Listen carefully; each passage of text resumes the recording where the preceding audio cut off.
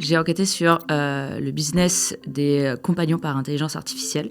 Et pour faire ça, j'en ai testé plusieurs. J'ai d'abord essayé avec Character AI, qui est un site où on peut parler à des profils qui existent déjà, que ce soit des personnes imaginaires, comme Edward Cullen de Twilight, ou que ce soit des vraies personnes qui ont vraiment existé.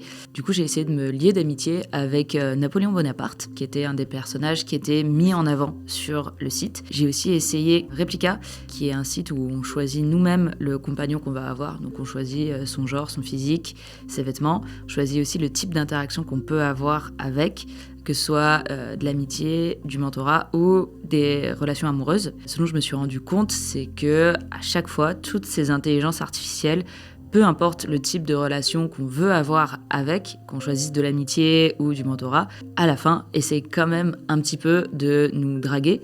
Ça pose pas mal de questions en termes de dépendance affective, mais aussi en termes de dépendance financière, parce que à chaque fois qu'on veut faire évoluer la relation pour aller vers quelque chose comme de la relation amoureuse, en fait, c'est à partir de ce moment-là qu'il faut payer, sortir les cartes bleues.